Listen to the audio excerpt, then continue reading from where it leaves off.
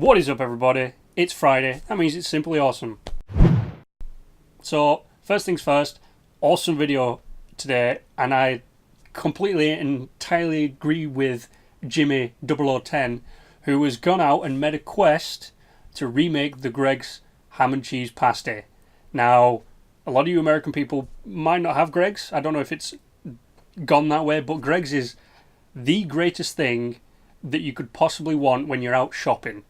So you're out and about, you're like, oh man, I really want some food, but I don't want McDonald's because that's like really shitty food. And I don't want to go to like a restaurant or some crap like that because I've got my shopping with me. What do? You go Greggs and you get a pasty and a drink and maybe a packet of crisps for about £2-3. Or you get some sausage rolls. 2 sausage rolls for £1. That is perfect. And they are just absolutely delicious. And about a year or two ago, they cancelled one of the best things, which was the ham and cheese pasty. All because apparently it wasn't popular. So Jimmy 0010 went out, tried finding like the ingredients on the internet and tried finding the recipe. Greggs wouldn't give him the recipe, which was just making me giggle all the same. And he made a ham and cheese pasty. He made it kind of like what you see. Apparently it didn't turn out too well because he felt sick after, but that's also what Greggs makes you do. If you don't eat the right thing, you do kind of feel a bit sick after it. But it was just so nice to see someone going back out and trying to make something that we kind of lost because it wasn't popular. So that just makes me giggle beyond belief, and it's our first video of the week. So our second video goes to True TV's Adam Ruins Everything.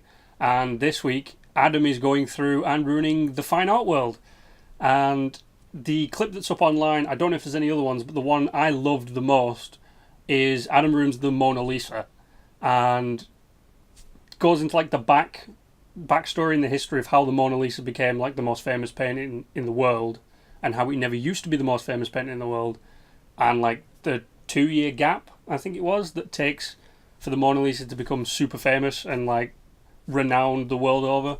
Turns out people didn't even like the Mona Lisa that much, which I can kind of agree, because it's just a broad smiling, so I mean, it's not really my kind of thing.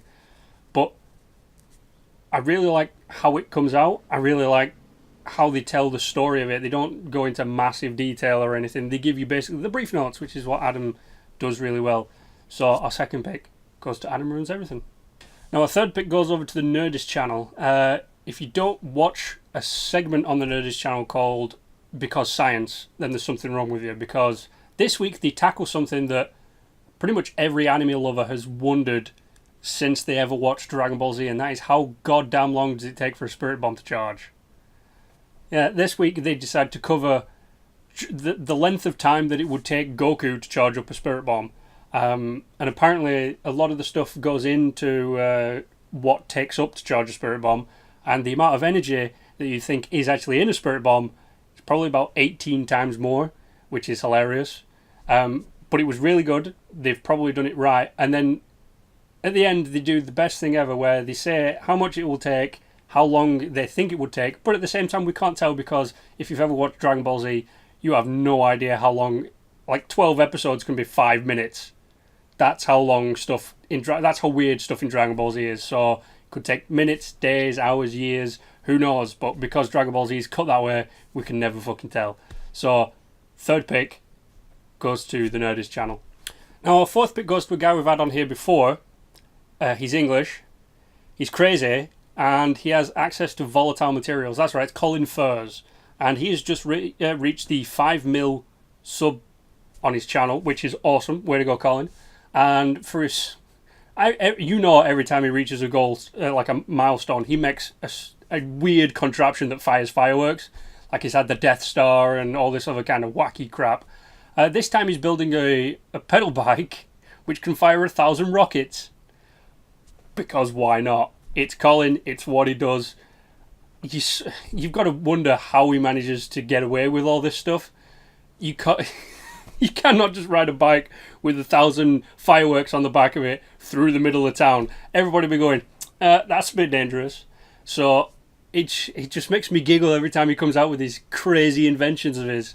And it's really awesome that he's reached 5 mil subs. So go over there. It's Colin Furze. We all know him. He's the crazy guy with the super fast inventions and he's in his Guinness Book of World Records. So go over there, check him out, and I can't wait to see him pedal down an airfield firing 1,000 rockets from like a metre behind him. And number 5 goes to something I used to watch as a kid and never really thought about, but it kind of makes a lot of sense now. Disney XD is re-releasing DuckTales with David Tennant playing Scrooge McDuck, and over on the Film Theory channel, he has gone and he has calculated how much of a net worth Scrooge McDuck has, and he does like 4 methods of figuring out how much, like, because Scrooge McDuck has got a big like vault in which he puts all his money, and he's calculated like the depth, the height, the width, how much a single coin weighs, how much like stacking, how efficient the stacking of coins is, and you're just thinking, this guy puts so much effort into his videos, it's nuts, and it comes out with like an amount of money that doesn't exist on the planet, which is how much he comes out with, like the old series. And the new series says that Scrooge McDuck is like a multi-trillion-dollar duck. He runs a multi-trillion-dollar company, is what they say in the new trailer. And it turns out they're actually pretty damn spot on. It's really awesome, and it's fun watching him try and figure out how much Scrooge McDuck is worth, because Scrooge McDuck's got a big pool of gold, and you're thinking, Jesus Christ, what has this duck done to earn all this money? And he just figures it out, and he's like, there you go, that's how much Scrooge McDuck's net worth is worth. There you go, Disney. And I was just like, that's mind blown of how much Scrooge McDuck actually owns. So apart from that, the last thing I want to say is thank you to everybody. I have a pen. Thank you to everybody who has subscribed to my channel. We've beat the 50. We're almost at 60, which is awesome. And my new goal is 100 as always. But I want to put this out to you over the weekend or until the next Friday. Go over to my Twitter or in the comments down below and ask me a bunch of questions. Just type down questions you want to know, and then on the next Simply Awesome, I will answer all of your questions. I hope you will give me some good ones, because, yeah, I could probably answer anything you give me. Absolutely anything. Anything. Send me any and everything, and I will answer it. No matter what it is, I will answer this question. I will answer the questions. So go ahead, put them in the comments down below, put them in my Twitter, do whatever you want. Just get them to me, and I will answer them next Friday. So apart from that, guys, thanks for coming along today. It's been a fun episode. I know every episode seems to change the way it's based, but I'm pretty much going to be sticking to this format from now on. And I hope you've enjoyed all of the selections. As always, they are in the description down below. So go ahead, check them out, and I'll see you next Friday. And as always, stay awesome.